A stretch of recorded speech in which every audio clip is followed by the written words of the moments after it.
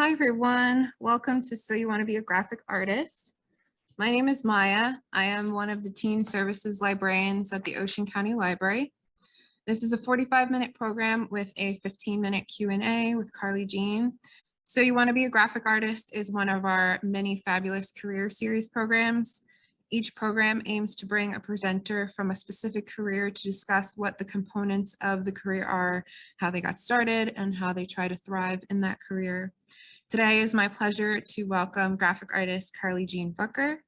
Carly Jean is a graphic design professional with over 7 years of experience who has been with the Ocean County Library's printing and graphics department for 5 years.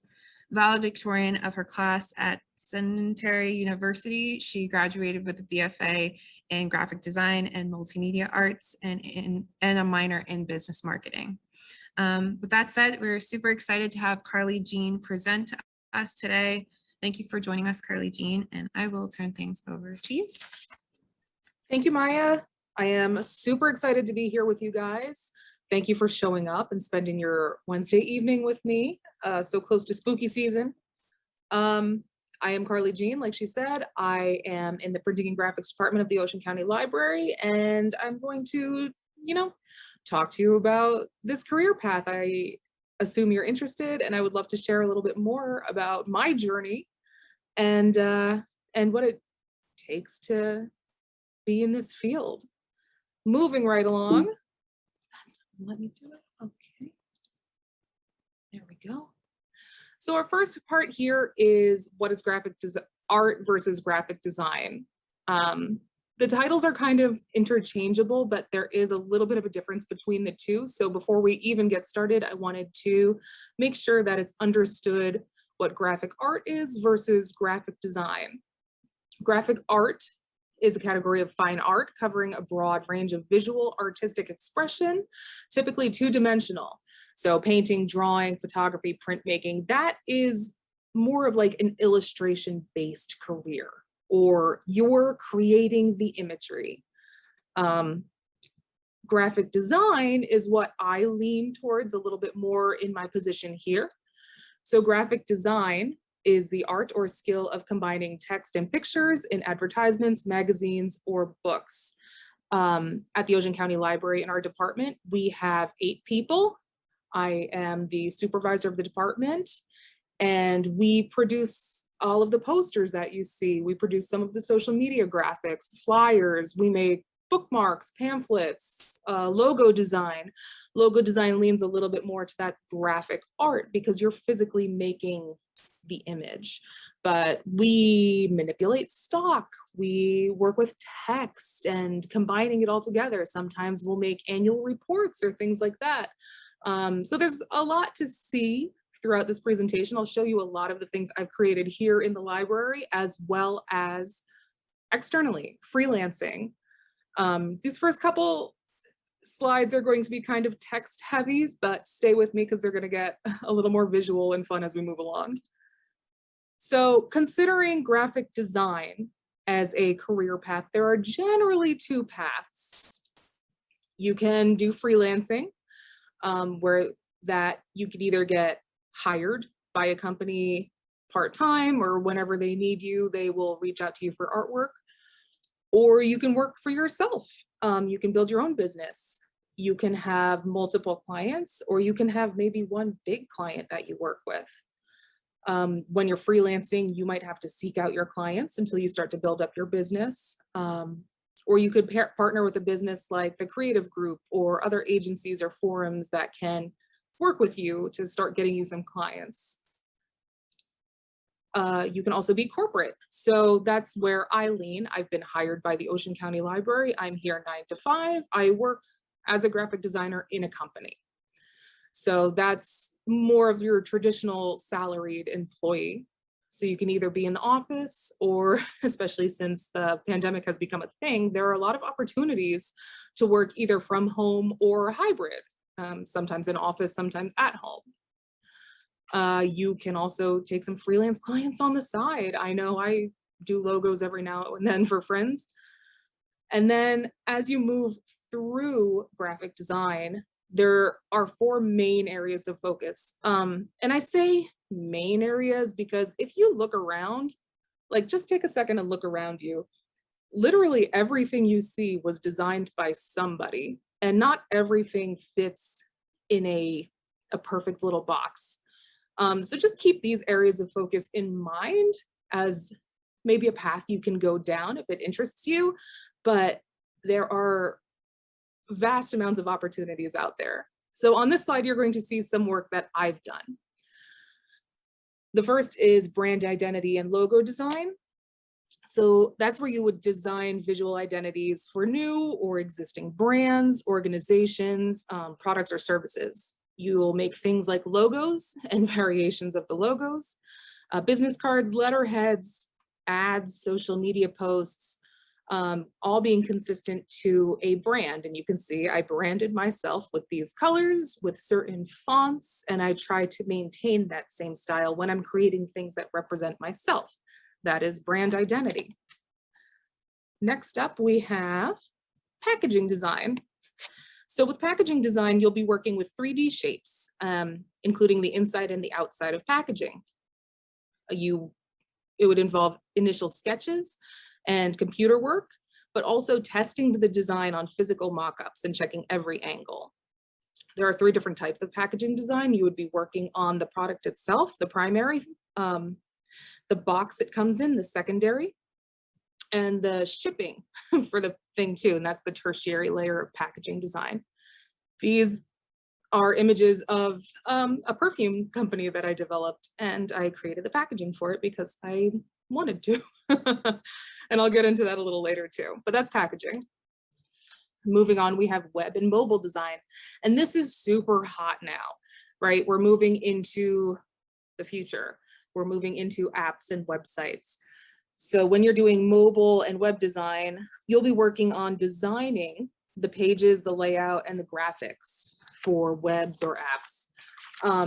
You will probably need to know the basics of coding to help you in this. And then there are specialized careers that I'll get into a little bit further in the presentation. We have user experience, which is how a person interacts and how they feel when they're interacting with your website.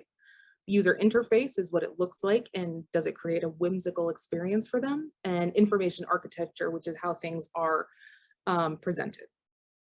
Last but not least, our 4th area here is layout and print design, which is what I primarily do while I'm at the library.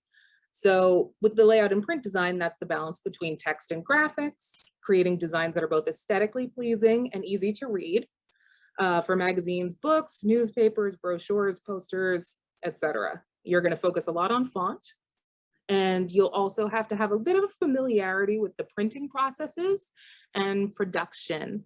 So knowing things about crop marks, bleed marks, 4-color process versus 1-color ink, things like that. And of course, those are things that you'll learn over time. So what does the day-to-day work entail for when you are a graphic artist or graphic designer?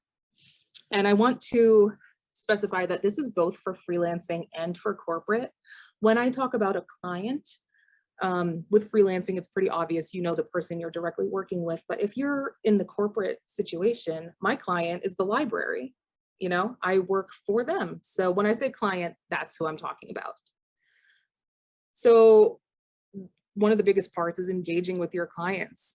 If you're freelancing, you'll have to find new clients, either on forums, doing your marketing, networking, social media, talking to them, getting clarity on what they want. Because you could spend all day designing something beautiful, and if you're not clear on what exactly they want, it's a little bit of a waste of time. So that communication is very important.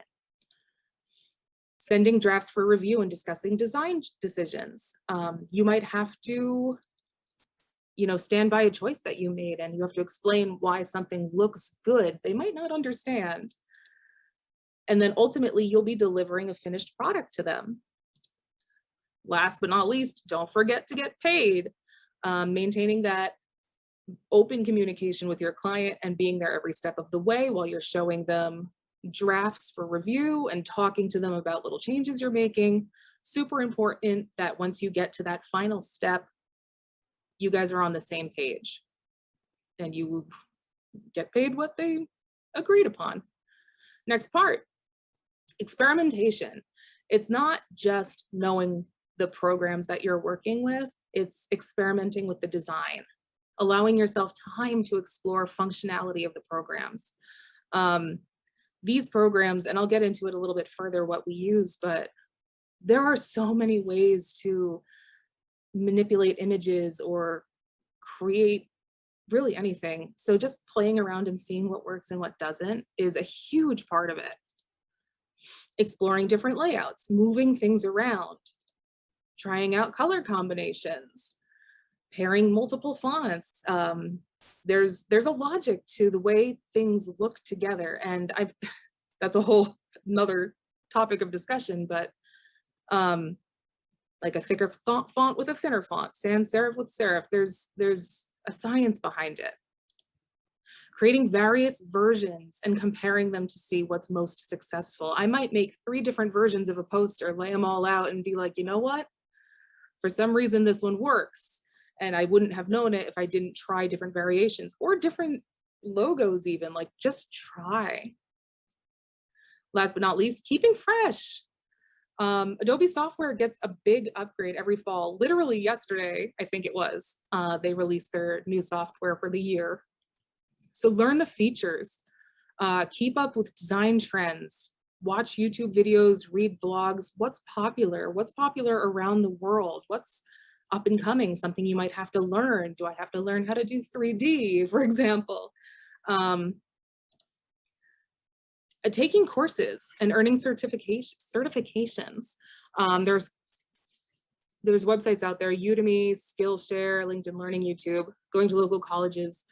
The point is you don't want to just learn one thing and then stay closed-minded. Keep moving. Are there any tools used specifically for your title? And we talked about this a little bit. These are the big 3. These are the industry standards, and you may recognize them: Photoshop, Illustrator, and InDesign. Adobe is now a subscription-based software program, so you can either buy one program or access to the whole suite.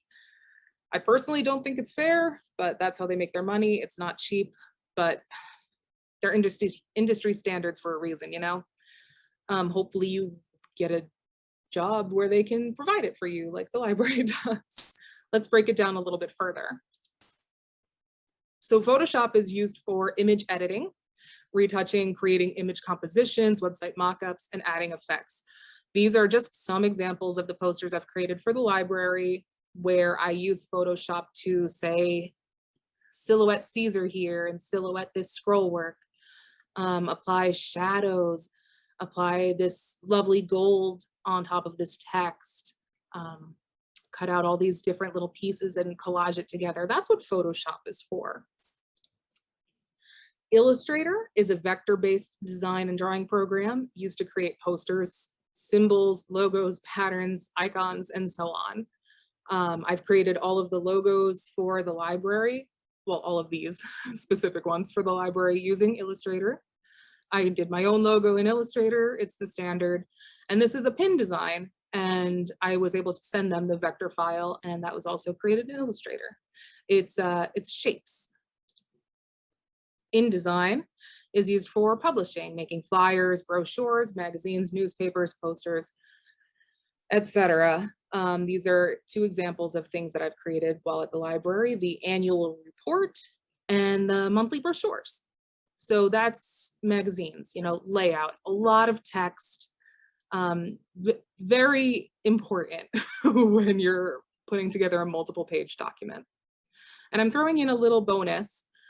This is Procreate. So this leans a little bit more towards the graphic arts side of thing, where you are actually creating the image. This is a drawing software. It's an app on the iPad. It's made for professional creatives. You can sketch, paint, edit with a robust collection of tools. It responds to touch and pressure with the Apple Pencil for detailed work. Now, I'm not saying you have to be an Apple user to be a graphic designer, graphic artist, but Macs and Apple lean heavily towards the graphic arts. Again, talking about industry standards, it's pretty much Apple based. And I wanted to show you these two in particular because I do these very photorealistic almost styles of drawing, but then you can also have these wonderful textures that make it look like, you know, a comic book or sketch pens. It's just so fascinating to really explore and experiment with all the different options. The possibilities to create are endless. These are all different things that I've made for the library. Very different, very, very interesting things. I made this book bike wrap. You know, we designed it for outside of this book tricycle.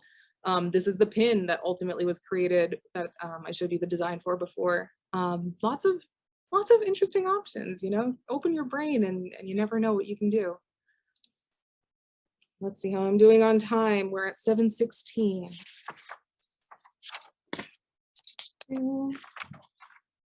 Perfect. Okay. So how did I come to work in this profession? This is my little down the rabbit hole with me, literally. Here I'm going to talk about, you know, my experiences coming from high school up till now. So you get to know a little bit more about me. So I was an artistic theater kid. I went to Toms River South. See me there. I went to college. I decided to go to Centenary University, also in New Jersey, about 2 hours away from here. Oh my gosh, that's so funny. I just noticed you can see the date on this photo. It's from 2005. Holy cow. So yeah, I decided to follow my path of being artistic and being good with hands-on art projects. And I did go to Centenary. I initially went for fine art, but I went in the early 2000s, obviously, and smartphones weren't a thing. Web design wasn't even really that big. But I figured the world was moving towards graphic design, so I decided to switch my major from fine art to graphic design. I took some theater courses in there. I took some fashion courses in there. I like to fill my schedule with things. And I did ultimately decide to add a business marketing minor, but that was definitely after switching my switching ideas a few times. I made some really weird things. This was all from my freshman year. You can see this giant image on the side here. I'm so glad I found this. This was like our review for the year, and all of my artwork, you can see we did, oh my God, ink figure sketchings and etchings and black and white relief. This was all very fine art. And now either for graphic design or fine arts, I think this was before I changed to graphic design, but I would have had to take this anyway. You can see this giant self-portrait that we had to do over here. But this was the room. This was the fine arts room where we did our stuff. It is grungy and it is exactly what you would expect a fine art studio to look like.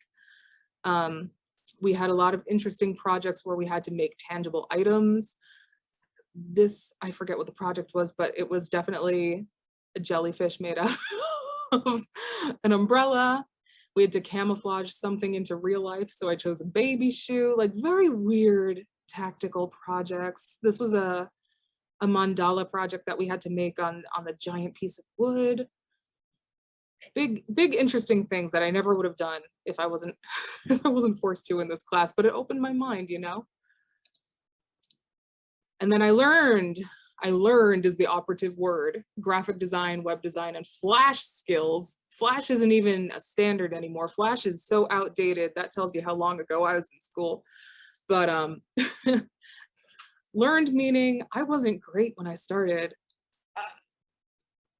You can see some of my early Photoshop work, you know, not the worst, not the best. Like, you have to take the classes to learn the programs, and you have to put yourself through it.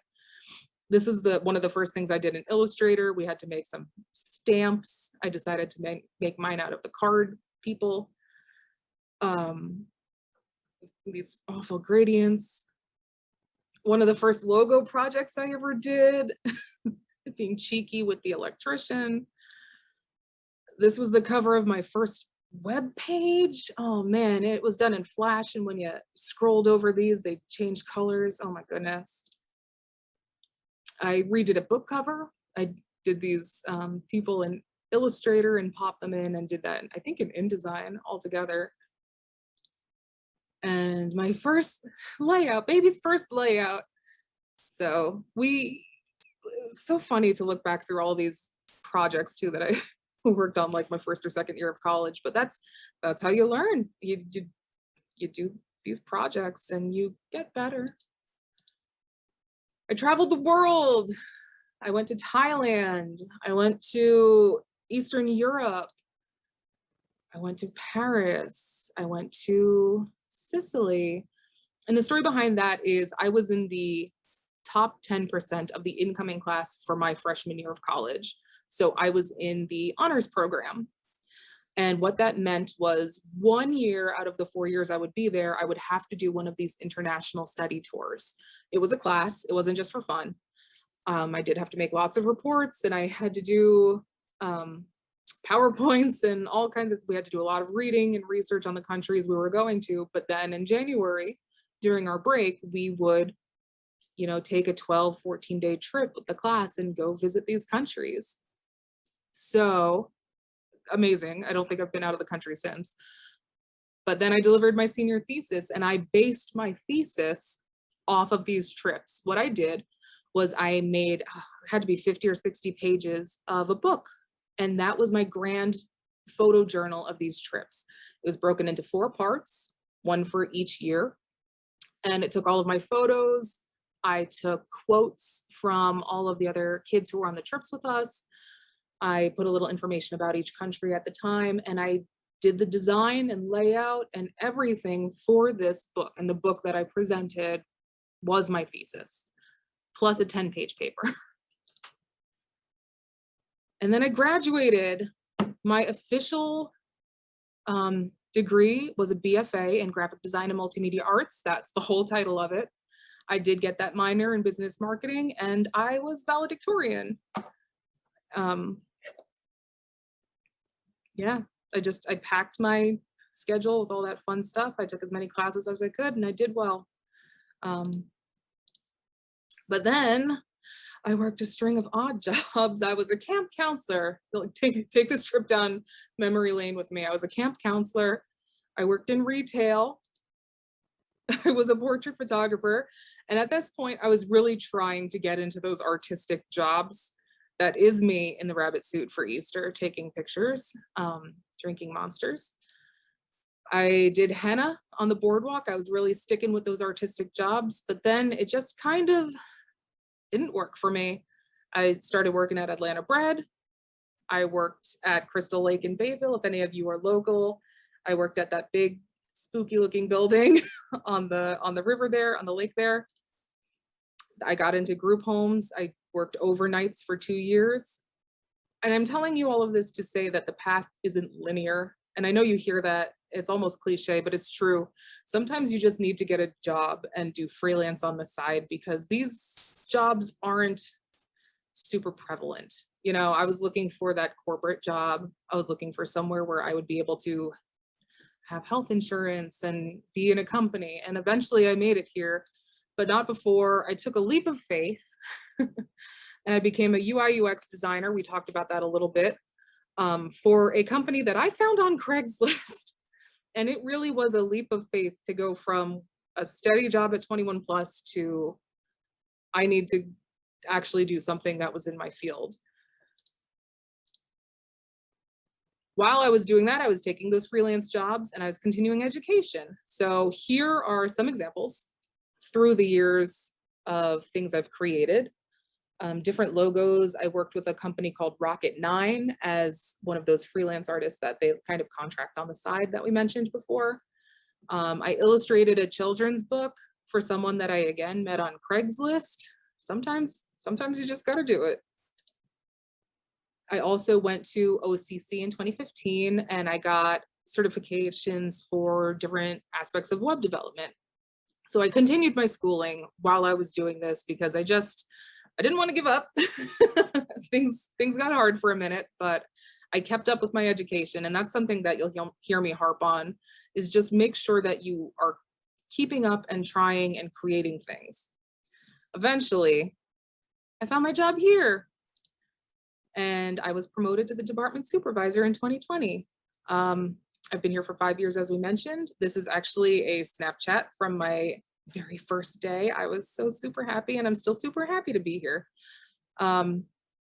These are all very interesting things I made. In our department, we make these life-size standees and cutouts. You see the Alice in Wonderland ones down here. We had a Scotlander Fest a little while ago. So you see Jamie and Claire, and then all of this. I designed every single thing that you see here, printed it out, cut it out, and more. Like, that's my big, I want to say, claim to fame at the library, was the links with the masters. So I've done a lot while I'm here, but it took a while to get here. And I want to say, don't get discouraged while you're on your path. Keep working up that portfolio, and we'll talk about that a little bit later. But that was my journey. Moving on. What other career paths could you take with the work experience you have? So this is me. And like I said before, everything's been designed by someone. There are so many options out there for you. But for me, I have my graphic design degree. I have 7 years of a professional work experience. So here's a few things that I could do. Creative director. I'm not going to go through and read all of this, but that's basically the step above where I am now. And that would probably be for larger corporations. Someone who takes projects from start to completion. And like I was talking about the links with the masters, that was my big project here. That doesn't happen a lot at the library, but that's the closest thing to this creative director, is having hands in many different pots as part of the creative experience. It's not so much making things, it's those management skills, leadership, budgeting, time management, creative vision, being able to have a team of people and make sure that everyone's on the same page. We talked about this a little bit too, and I want to differentiate between the two. So a user experience designer is someone who is, let's read it a little bit. They determine the architecture and the wireframes that help users navigate a product or website. So it's really figuring out, it's the mentality behind someone who's using a product. What will that consumer intuitively touch or press or go to, and why? What would be the easiest flow for them? What would be the easiest way for them to find your product on an app? You know, it's all kind of, you have to deal with personas and flow and testing, a lot of A/B testing, a lot of getting feedback and changing. I find this really interesting personally. I love thinking about what someone's thinking about when they're using a product. So that's the experience of it. And it goes in hand with the user interface, which is basically what that person is looking at. It's the design of the product. For example, I know it says singing, I didn't make this, I just downloaded this. But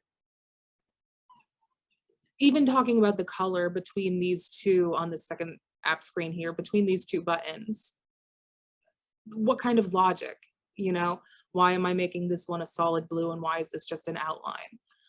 Little things like that.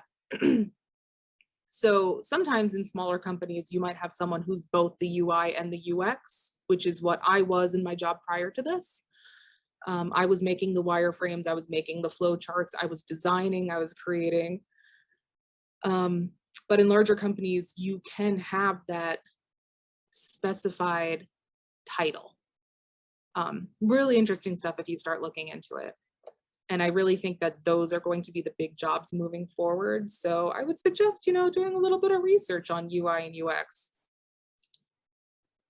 Front-end web developer. This is a person who is doing the coding, who is hands-on writing that, you know, JavaScript, the style sheets. I do have a bit of experience with that. Again, I did that with my prior job because I was pretty much doing everything there. But I, you know, have that web development certification. You're going to be writing the code. There's the front end and the back end. So the front end basically makes things pretty. It's the layout. So if you're, say you're designing the websites like we talked about before, you can go in there and make it look like that. A back-end web developer is much more intense, in my opinion. That's doing the Java, that's making things work. That's programming the shopping cart. For me personally, that's a little bit beyond my experience. I have not learned any of that. So I would stick to front-end web developing. This might also entail a little bit of working with the Adobe Creative Suite. Again, that web design, laying things out, and then going ahead and actually hands-on making it. We touched on this a little bit before, the package designer. Like I said, you would be making all aspects of package. You would be making what the thing looks like, the box it comes in, and the shipping container. Working in a 3D world, you might be using Adobe Dimension. You might be making these hands-on 3-dimensional pieces. I think that's a really interesting job to get into. Also plays a little bit into that marketing, you know, what is the hierarchy of text that you're putting on this box? What's grabbing the consumer's eye? Very interesting, a little bit logic-based, a little bit of that internal brain, like what are they thinking? And product developer. This was actually a job that I stumbled upon when I was doing a little research for this. It's basically, it can be almost anything depending on the company and the situation. Kind of like someone's going to hire you and you're going to assist them in making their product better.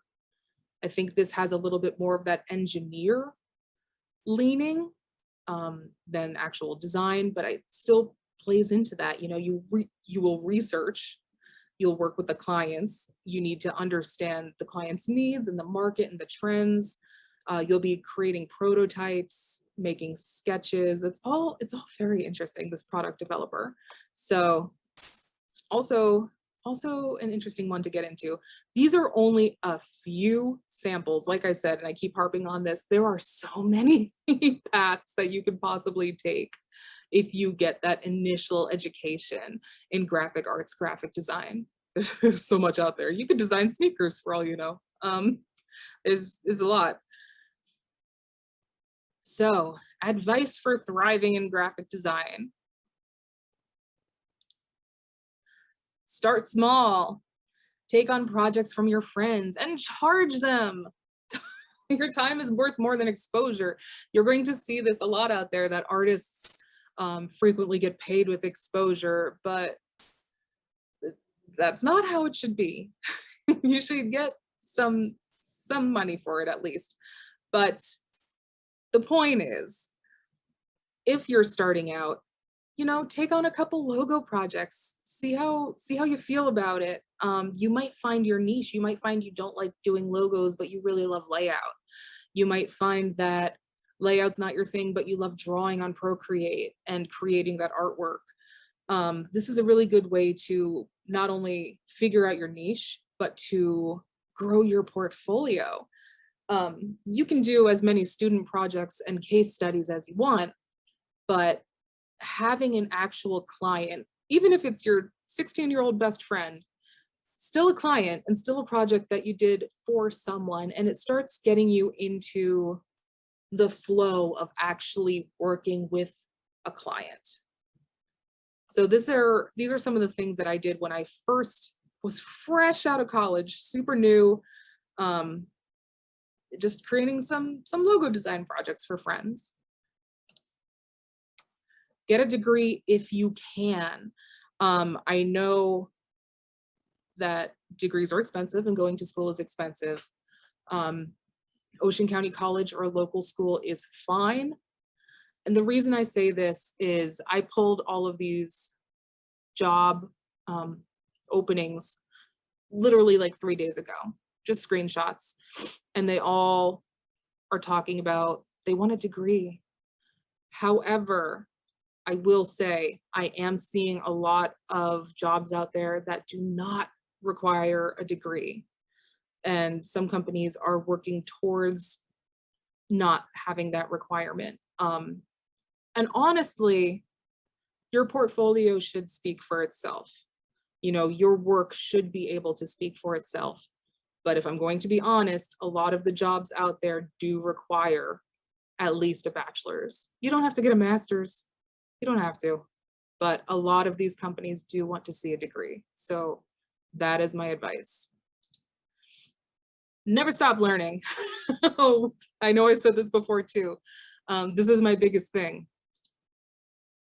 If I stopped learning after I graduated college in 2009, I would be using a computer from 2007. Look at that beautiful block, that brick. I would be using Adobe CS3 that came on a CD. It came on a series of CDs and you had to install the programs yourself. Like I said, Adobe is subscription based now. So and it stopped at CS6. So this wasn't even the final one before it turned into a subscription. My goodness. I would be using a flip phone. This is a real photo from real times in real college. Smartphones weren't even a thing. Apps weren't a thing. My website would be entirely Flash-based, like we talked about. Flash is completely not a thing anymore. So yeah, I would still be doing animation in Flash, which we have products like After Effects now that you can learn animation with. And I would not know what an app was. Back in my day, I sound really old, but back in my day, Applebee's had half price apps after 10 p.m. and that's what an app was. So there's so much more new, updated information now. And just imagine in 10 years where we'll be. So if you get your education now and you just stop, you're going to be left in the dust. Moving on. Your education can be formal or informal. As I noted before, employers do like to see that degree, but your work should speak for itself. And I want to point out these different websites. YouTube is great for tutorials. It's great. There's so much content on there. And I specifically wanted to include this screenshot because at the bottom, you'll see Daniel Walter Scott, and he's the person that I follow for all of my education. I go and I get certifications on Udemy or Skillshare through him.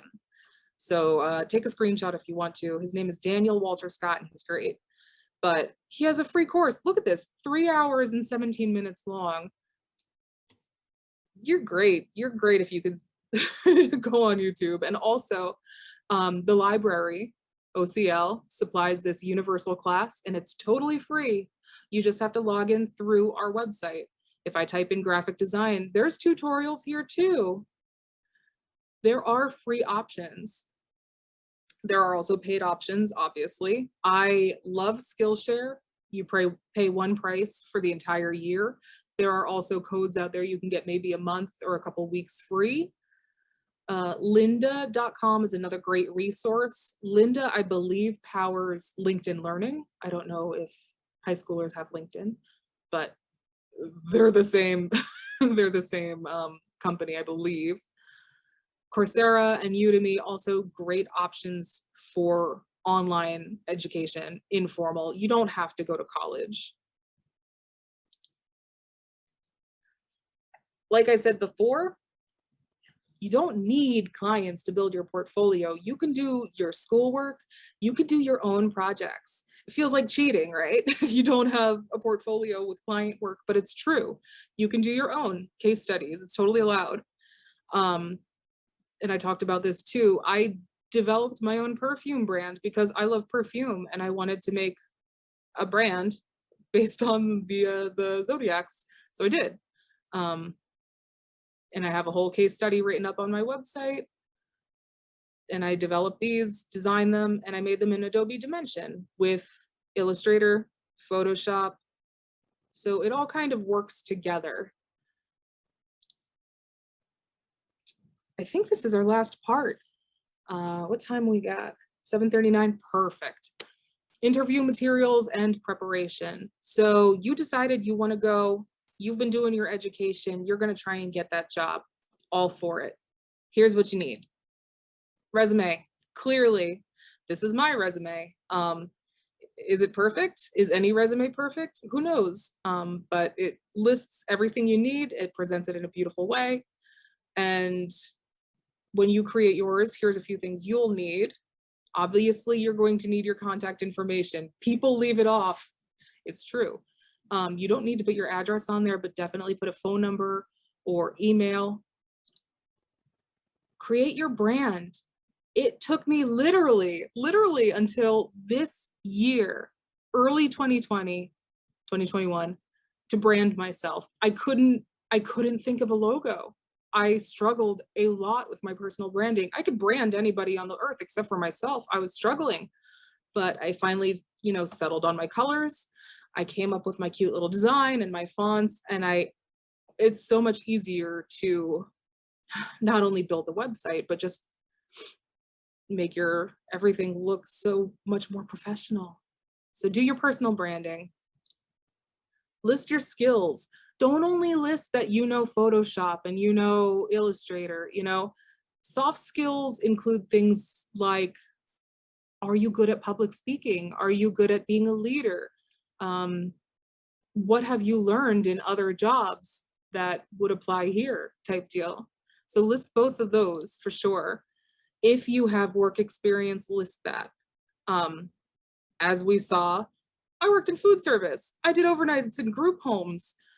I have had experience enough in the graphic arts, graphic design world, artistic world, that I'm able to fill up my experience with only the artistic stuff. I'm not going to be listing like Atlanta Bread Company on there, but you guys are just starting out. If you have any work experience listed, they want to see that, and break it down into what you did. And I don't mean, oh, I baked the bread, I did the money in the till. Try and make it sound more action-based. Like if you mind, I look at mine, streamlined, coached, coordinated. Try to use those action-based words if you can. I know it might be a lot. I don't think I had a job in high school, so if you do, definitely list it. Education is huge. Make sure you have that. If you go to college, list the college, list the degree. They want to see that. If you have any scholarships, oh my goodness, put the scholarships on there for sure. Additional sections that you might have, a section for awards, a section for certifications if you've gone back and got some certifications.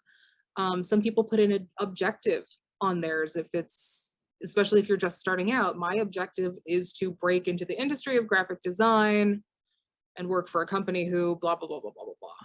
You can have that as a section on yours. You might even have an about me. If you really don't have that much to put on your resume, put a little about me section. I also suggest volunteering and talking about your freelance work. I do want to mention the applicant tracking systems. A lot has changed since I was in college. When I was in college, they wanted this PDF format, beautiful resume. A lot of jobs now use an applicant tracking system. And what that means is they take a Word document, and the Word document, they'll scan it for keywords. So you might want to experiment with having a Word-based resume or just plain text in a PDF resume, and then also having the beautiful PDF that you can hand to a person. I'm still not entirely sure which is best. I think it's a case-by-case basis on where you're applying. If you're applying somewhere local and you're sending them an email, send them that beautiful thing. But if you're applying through like an online portal, try attaching that Word document, because they might have a system that tracks the words, and PDFs, especially like this with images on them, just don't perform as well. Last but not least, make sure the name of your file with your name, to name it with your name, job title, and what the document is. So you'll see my little screenshot here. I have my document with my name, graphic designer, Resume. Make it super easy for the person on the other end to know you and know who you are. Portfolios, super important. There are 3 different types of portfolios. You have, first up, your online portfolio. You might have to put a little money out to get some kind of template working, or if you're doing that front-end web design, you can maybe build your own, but you'll still have to get it hosted. On the side here, I'm listing a few places where you could use to host your website. Mine is on Adobe Portfolio. It is built in with the subscription to all of the Creative Cloud services. There's also Behance, Squarespace. If you hand code your website, you can do that and get it hosted on like GoDaddy. And I would also suggest to buy a custom URL with either your name, or if you have a company, the name of your company, but I strongly suggest using your own name. Second is your printed portfolio. That has changed a lot since I was in high school too. In high school, I would just print out everything, slap it in a black binder and be done with it.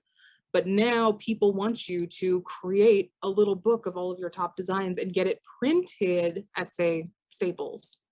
It's a clean, professional look. But also if you've made brochures, books, or whatever, bring those too, so you have that tangible element, but also put together like a nice book.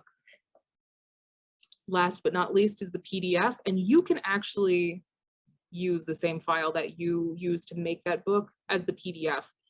Keep your PDF maybe around like 15 to 20 pages, but it's so easy to send to recruiters. Sometimes the job application websites will ask if you have an extra PDF file. It can be the same document, like I said. And then again, just make sure that you name it with your name, what you are and what it is, portfolio. Make it easy on them. You can also in PDFs make things linkable. So on it has a link to make a email. It has a link to go to my website. It has a link to go to my LinkedIn. These are all clickable, and once someone accesses it on computer, boom, they're right there. Make it as easy as possible for the person who's viewing your content to get in touch with you. Oh my goodness, right, the interview prep. Make sure that you prepare your portfolio beforehand, like we talked about. If you aren't using a printed one, bring a tablet to show off your work. Don't expect that they're going to have a computer there. If you don't have a tablet, maybe lean towards that printed portfolio. Make sure you have your resume and make sure you bring copies for them. Dress for business. Always look your best. Do your research on the company. Make sure that you go to their website, know what they're about. If you're talking to someone about their company, you don't want to go in blind. Practice interview questions, especially if you're nervous. Make sure you talk out loud. Look at questions online. There are lots of different prompts online, and it's really easy to, if you just Googled like graphic design interview questions, it's there. Go over it and answer it to the best of your ability. Last but not least here, if you did retail and you haven't had a graphic design job, that's still relevant. Working in retail is customer service. It's understanding client needs. It's communicating, team building. Work your experience in a way that works for you. And then you get to the interview. Hooray, you're finally there. Hopefully, we're crossing our fingers for you. Make sure you arrive 15 minutes early. Check the traffic. If you are doing it virtually, make sure you have everything ready to go. Have that PDF open. Make sure your computer doesn't need to be restarted.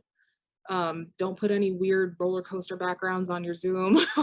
Be as professional as possible. Still dress up. That's important. Be prepared to answer the interviewer's questions. But if you're nervous, that's okay. If you're not a great public speaker, or if this is your first time, these people are human. Like, just say, oh man, I'm really nervous right now. Just give me a second. I'll be okay. Like, roll with it. It is okay. But also be prepared to talk about your projects. Give me the design choices that you made. Tell me about it. And then have some questions to ask them. Either have a list ready and you can check off if they answer it or not, or make notes of questions as you're going. but do not ask about salary, benefits, etc. That makes you look like you're only in it for the money. People want someone who wants to work for them.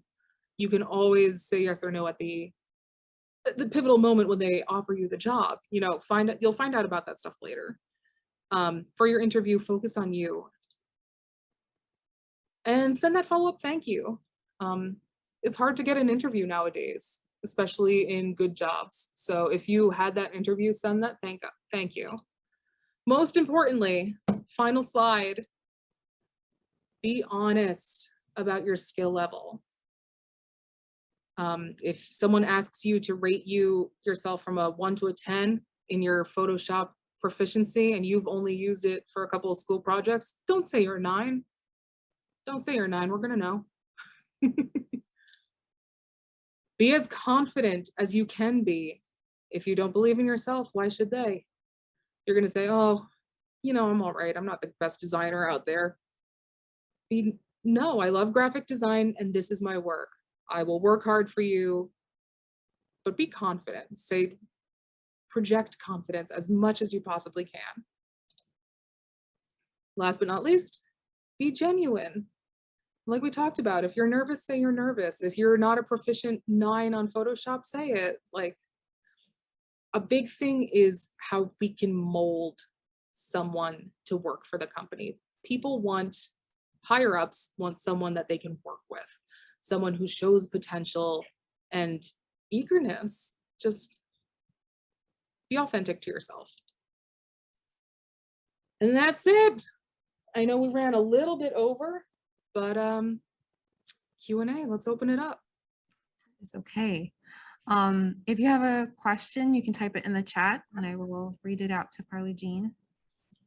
While we wait for a question to come through, you mentioned that you have a favorite YouTuber to watch for tutorials on certain softwares. Yes. Do you have like a favorite social media, like a website that you go to, a blog or somebody as well that helps you with coming up with ideas or getting information, learning on graphic design? Interesting. So Skillshare is really good because I can go on there and it's a lot of different things. So if I need inspiration or anything like that, I can watch a couple videos on there. I can also just go to Google and do like design trends and just look something like that up. Okay. I don't have a specific blog that I go to for inspiration.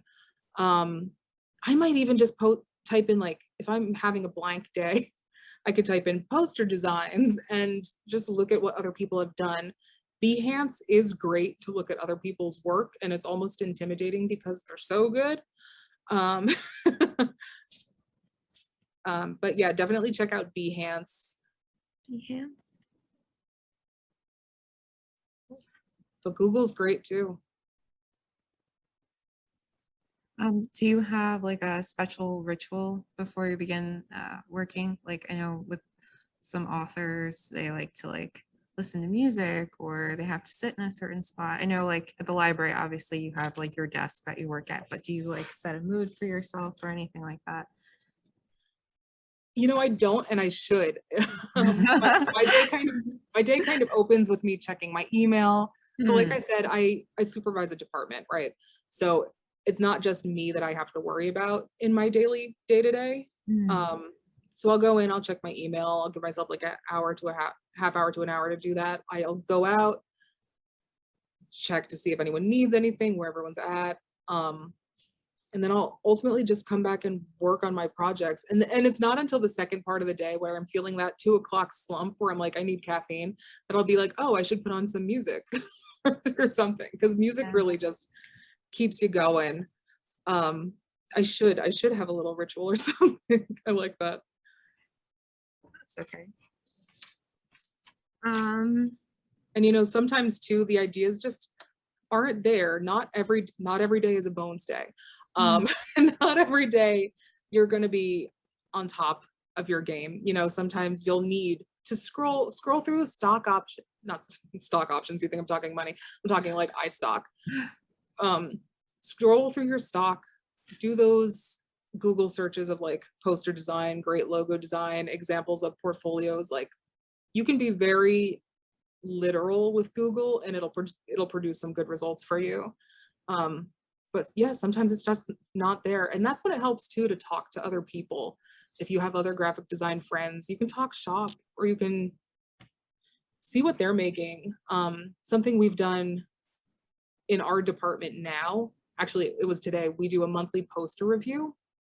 So every last Wednesday of the month, we'll take our favorite posters or posters we want to talk about, and we'll put them up on the wall, and we'll all just kind of sit around and not critique necessarily, but talk about what was successful. What did we struggle with?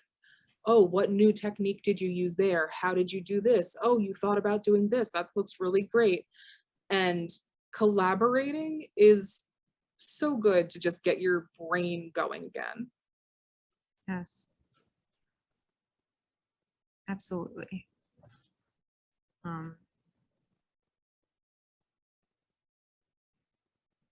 I'm just waiting to see if there anything comes in the chat. Do you have a favorite piece that you've worked on yourself and one that you've worked on as a team? Are we talking about the library or in general? In general. In general. I could do both. Let me do both. Okay. Why not? So in the library, my favorite thing to make are the standees. Like if you go back to that, I can do that, right? I'm gonna go back and I want to show you that picture with all the standees. So we actually not only design these things to scale in the programs, but then we have to print them large scale. And I'm talking like these things were 5 feet tall. You see, they're as tall as I am. Print them, mount them. Some of them we have to glue down by hand. Some of them we have to laminate and then cut with a box cutter. We make stands for them. Wow. I love that personally. And I can't imagine any other job where I would be able to do that. So that is definitely one of my favorite things to do for the library. Favorite thing, freelance world, it would probably be the perfume bottles, because that gave me a chance to work in 3D, which was something that I never really did before. I took a class on it in college, but it wasn't my strong point. So I essentially taught myself Adobe Dimension. And I just, during the pandemic, I discovered a love for perfumery. I know it's so random, but I did. And I was like, oh, I would love to build my own brand. So I played with that concept and it was so fun. I was up till like 1 a.m. every night putting these bottles together, and I just was really having fun. Also, I wish I could share my website with you now. I'm sad that it doesn't show, but I have a full page on, like, it goes into more detail on that project. That's awesome. Yeah.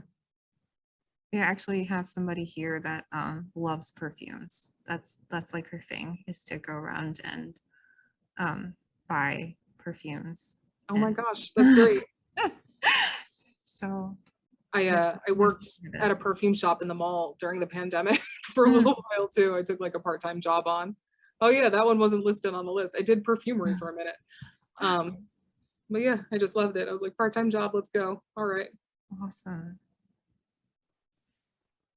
All right, well, it's actually 8 o'clock, but I have one last question. I don't see anything else in the chat. If anyone has a question, please type it in the chat. But I just wanted to ask, what advice would you give your younger self now? Ooh, that's a good one. I think I got a little lost after college. I graduated in 2009, and that was when like the economy was recessing. Yes. So life wasn't easy, and it wasn't easy to get a job. I thought I would graduate and I would just hop into a job that would be my career. I was like very starry-eyed. I never did an internship, and I think that was a big mistake. So advice to younger self, self would be do an internship, find a company. It might be in the city and you might have to figure it out, but find an internship and get some work experience. And also continue doing freelance stuff on the side and keep learning, because for a while I just kind of was like, oh, it's not working for me. I'm going to go into food service and I'm going to spend 4 years in group homes. And I think I was a little like dejected. I did go back to school. Like I said, I went back to OCC to get that degree to try and make things happen, but it was hard. It's hard. There's not a lot of options out there. And like I said, I got a job on Craigslist. Like I took a risk and that ultimately like got me where I needed to be. But I feel like if I had done an internship or started getting clients sooner, it's also so much easier.